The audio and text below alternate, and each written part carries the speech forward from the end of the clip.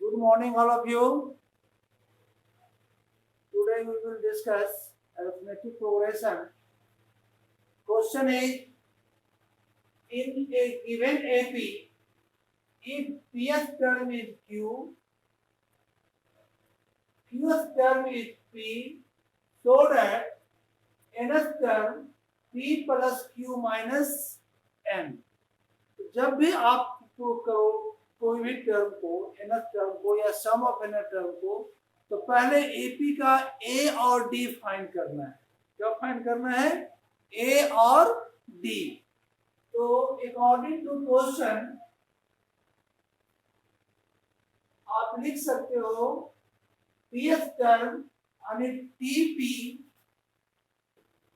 ए plus P minus 1 into D.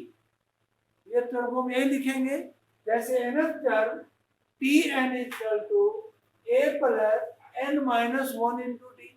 तो nth के जगह पर क्या है? Pth term. तो यहाँ पी जब देंगे तो यहाँ P minus 1 into D.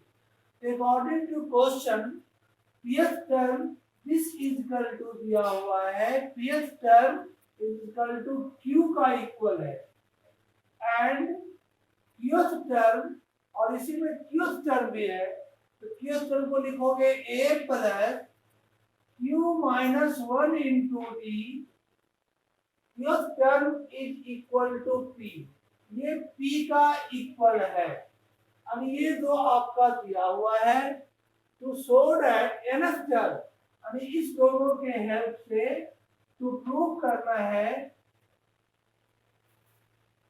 nth term आप यहाँ कर देते हैं, जो आपको प्रूव करना है t N equal to A plus nth term equal to इतना, यानी nth टर्म को आप प्रूव कीजिए p plus q minus n। ये हमको प्रूव करना है nth term T N equal to p plus q minus n। यानी ये क्वेश्चन में ही दो इक्वेशन दिया हुआ है और प्रूव करना है nth term p plus q minus n। ये सब बड़ा क्वेश्चन में आ गया। अभी तक हम लोग नंबर पर बेस पर पढ़ रहे थे, आज हम लोग डिजिट नहीं होकर के प्रूव करने वाला पढ़ रहे हैं। ये एक हमने बड़ा क्वेश्चन जो 4 मार्क्स का पूछता है, उस टाइप में ये क्वेश्चन पूछेगा या 3 मार्क्स का पूछेगा। अब आप इस दोनों इक्वेशन से ए और डी फाइंड करो। तो इसको मान लिया इक्वेशन 1 और इसको मान लिया इक्वेशन 2। अब इसको हटा दो, अब यही दोनों इक्वेशन रखो, दिस इक्वल टू क्यू और दिस इक्वल टू पी। अगर हम दोनों इक्वेशन को हम यहाँ पर सबट्रैक्ट कर दे, क्या कर देते हैं? सबट्रैक्ट। तो सबट्रैक्ट करेंगे तो यहाँ माइनस, यहाँ माइनस और यहाँ भी माइनस, और प्लस ए माइनस ए कैंसिल। समझो ये टर्म आपका नहीं है, और यहाँ पर तुम लिख सकते हो p माइनस 1, और ये माइनस दोनों में प्रोडक्ट होगा, तो माइनस क्यू और माइनस माइनस प्लस 1, और d को ले लिए बाहर। क्या कर लिए? d को बाहर और इस दोनों टर्म को अंदर ले आए, इक्वल टू यहाँ भी आपका है q माइनस, क्या है? q minus.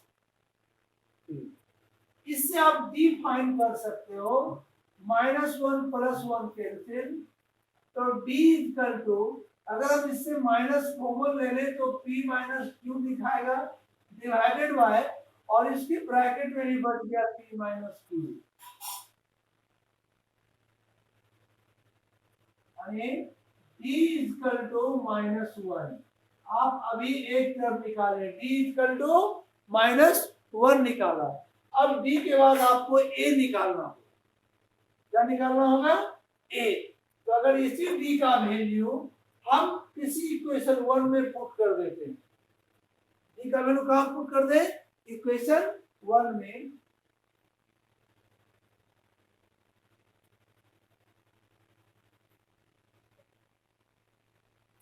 Of d in equation 1। Equation 1 is a plus p minus 1 into d equal to q। इससे आप a का वैल्यू निकालोगे और d इक्वल टू पुट करोगे -1, p -1, यहाँ प्रोडक्ट हो जाएगा -1 इक्वल टू q। अगर ब्रैकेट -1 प्रोडक्ट होगा p में भी और -1 में भी, तो a -p +1 equal to q, तो a इक्वल टू, अब इस दोनों टर्म को ले आया जाए तो p + q -1, ये आपका a का वैल्यू आया। क्या आया? a का वैल्यू आया। अगर ये दोनों टर्म आप समझ गए, ये दोनों समझ में आ गया।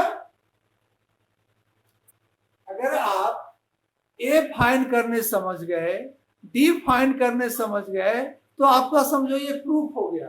अब क्या करेंगे, क्योंकि आपको शो करना है nth term, we know that nth term is equal to a plus n minus 1 into d. Original formula सही होता है nth टर्म।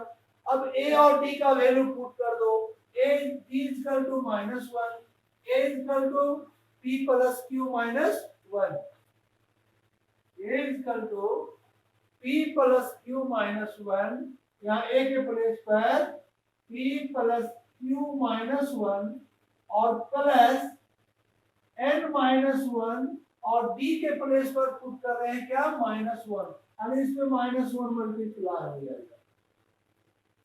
तो p प्लस q -1 और ये माइनस प्रोडक्ट करोगे दोनों में, तो -n और -1 मल्टीप्लाई -1, तो +1। देखो यहाँ पर हमको लाना है p प्लस q -1, +1 -1 कैंसिल, यानी tn equal to p plus q minus n। यही आपका प्रूफ हो गया, यही आपका प्रूफ हुआ। एक बार और देख लो, इन ए given AP, if pth term is q and qth term is p, so that nth term is p plus q minus n। तो आप pth जैसे tm equal to a plus n minus 1 into d होता है, तो pth मतलब p क्या होगा? तो a plus p minus 1 into d होगा। q इक्वल टू क्या होगा? qth टर्म, तो pq equal to a plus q minus 1 into d. वही दोनों हम पुट किए और pth term equal to q दिया हुआ है गिवन, और qth term equal to p भी गिवन है। दोनों इक्वेशन को हम क्या कर दिए? सबट्रैक्ट कर दिए। या लिखना होगा तो लिख दो, subtract equation 1 and 2, subtract 2 from 1, subtract 2 from 1, 1 से सबट्रैक्ट कर रहे हैं, वही सबट्रैक्ट कर दिए, उससे d आया कितना? -1 आया। अब putting the value of d in equation 1, by first equation is a plus p minus 1 into d equal to q, a plus p minus 1, d का वैल्यू -1 पुट किए, q, इसको सॉल्व किए तो a equal to p plus q minus 1 आया। इसमें p और q के form में ही a का वैल्यू आएगा। अब आपको शो करना है nth term a plus n minus 1 into d।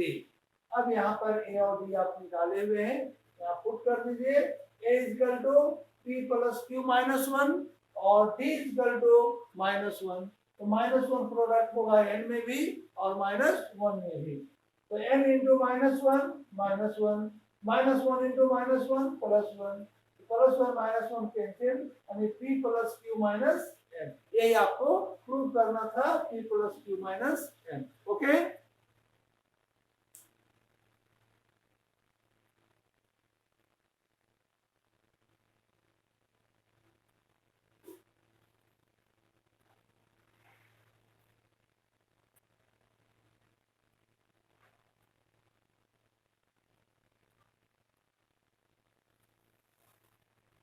हाँ, किसी को प्रॉब्लम कुछ है इसमें?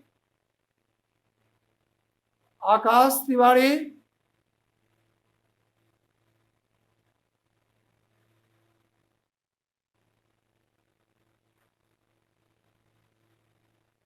हाँ ऐड भी करके कर सकते हो, लेकिन हमको मेन ए और डी निकालना है, तो सब्ट्रैक्शन से ही तो कैंसिल होगा टर्म ना, जिससे एक टर्म कैंसिल हो जाए उसको देखते हैं, है ना, जिससे एक टर्म कैंसिल हो जाए उसको हम लोग देखते हैं। ओके चलिए ठीक है, तो अब दूसरा question.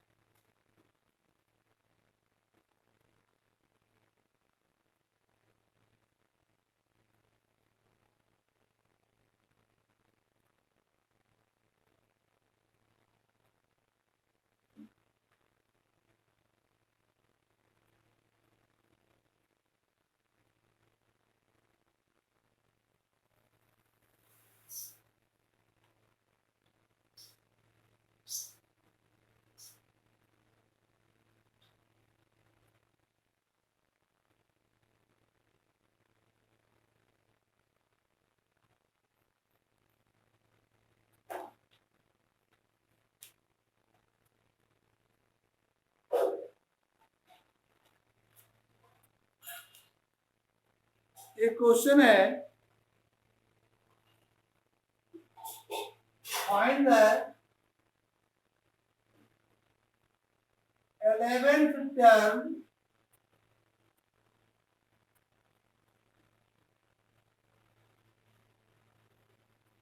from the end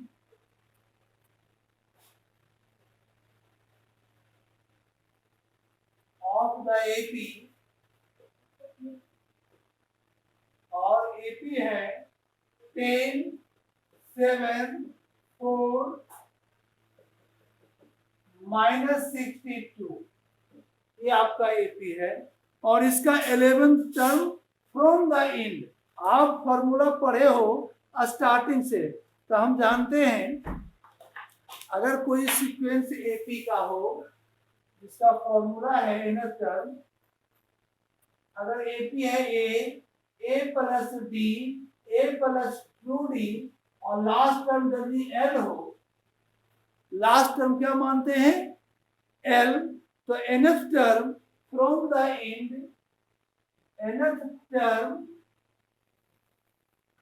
from the and का फॉर्मूला कोई बताओ क्या होता है nth term from the and? L minus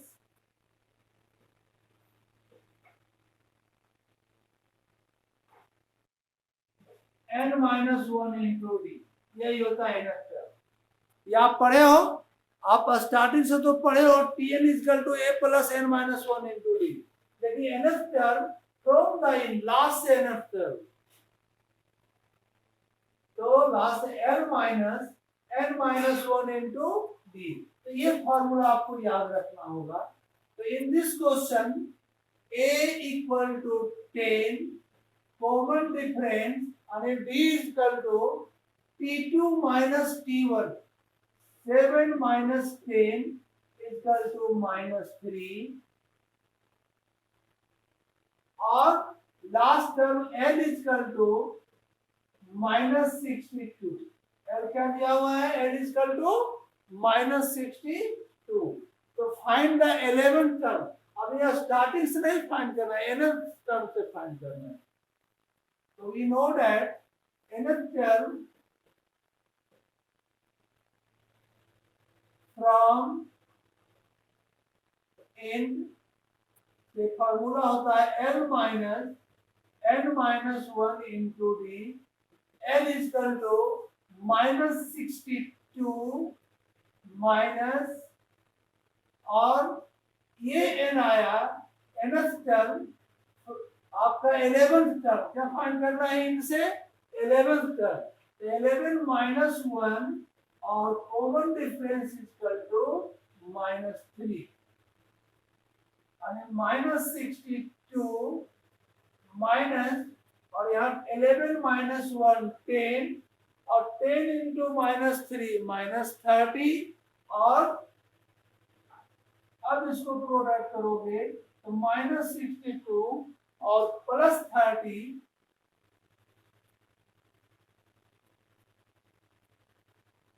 -30, यही आपका आंसर आया।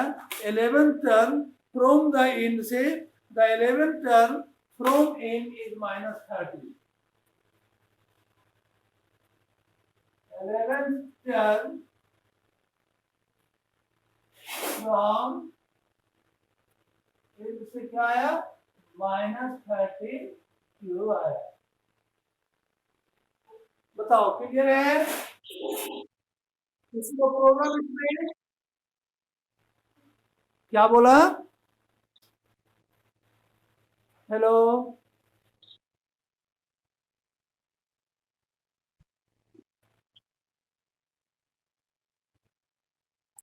नहीं, कॉमन डिफरेंस जैसे जो ए और डी मानते हैं तो डी कैसे निकालते हैं? T2 माइनस T1 निकालते हैं।